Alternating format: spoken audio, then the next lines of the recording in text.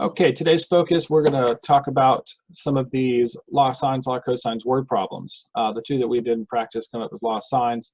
Sometimes you end up with law cosines. You just got to kind of see the triangle that's set up. So our problem today, two planes leave the airport at the same time. So they leave at the same time. One plane, 650 miles an hour, north, 37 degrees east. So plane one's going to be over here. Why? Because the airport's here. It's flying north, so it's flying up. And it's flying up and a little bit towards the east, so it's got to be to the right of the airport and up. So we're going to draw a line. That's the flight path for airplane one. The other plane is flying at 825 miles per hour at a bearing of north 53 degrees to the west. The north is up on our map, west is to the left, so I know it's over here to the left and above the airport. So this is the flight path for plane two. Now let's talk about where those angles should go. So in here we know that this first one is to the north, tilted 37 degrees to the east. So it starts moving upward, but the angle is right in here. This is 37 degrees. North 37 degrees east. Here we have north 53 degrees west. So we start in an upward direction, but we turn to the left 53 degrees. So that 53 actually goes in here. Okay. What we want to figure out is we want to know how far apart are these planes after 2 hours. So I want to know this distance straight across, just like that. Now, it looks like we don't have any distances in this, but the distances are hidden in these rate of changes. So we know that these planes have been in the air for 2 hours. First one travels at 650 miles per hour. So that means 650 times 2. This is 1,300 miles. Second plane is traveling faster. It's traveling at 825. Now it's been in the air for 2 hours as well. So that's going to be 1,650 miles. And we want to find this one over here. So if we look at this setup, let's draw our triangle smaller, make it a little bit easier to look at.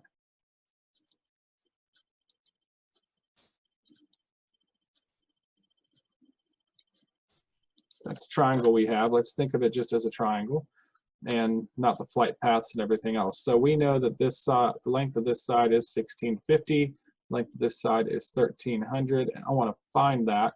And now this angle, to find this angle down here, I need to add these two things together. So that is 90 degrees. So let's go ahead and do law of cosines with this thing to find this out here. And so I want you to see what happens when this is 90. So which side do we want to be our C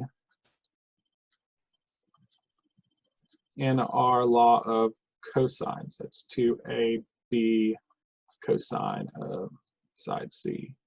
So we want to solve for this. So this has to be side C. I said side C here, and I'm in angle C. I apologize. That means this angle right in here has to be C. So let's put those two things in. This is going to be X. And out here, we're going to have cosine of 90 degrees. A and B, I always pick the smaller one to be A. So we have 1,300 squared plus 1,650 squared minus 2 times 1,300 times 1,650. So let's go through and simplify a little bit because these numbers are going to be rather large.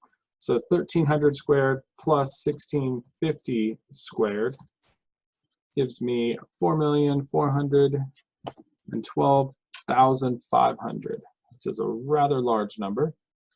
But we get x squared equals, and 4412500 minus 2 times 1,300 times 1,650 is 492 and 4 zeros.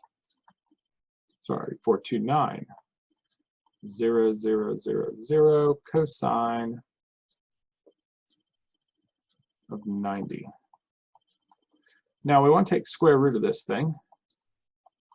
And I told you before that the law of cosines is really the Pythagorean theorem for non-90 degree right triangles, because I want to calculate this. Well, we'll calculate this once I write it down. But I want you to plug that in first and tell me what happens when you do cosine of 90 here. So we're going to take that and we're going to multiply it by the cosine of 90. And remember, being degrees, because we're plugging in degrees, you should get 0. Because the cosine of 90 is 0. And this is what happens that turns this in to the Pythagorean theorem. If you in a right triangle, this second part doesn't matter because cosine of 90 is 0, so anything times it will also be 0. You just get a squared b squared equals c squared for that setup. But anyways, to find Rx here, 4412500, we're going to plug that in, take square root of that number, plug it in. And I get about 2100, 21.59. So let's say 2100.6.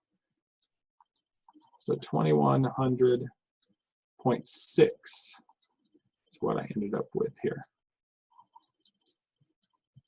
Take practice, take practice. Hardest part is drawing the picture.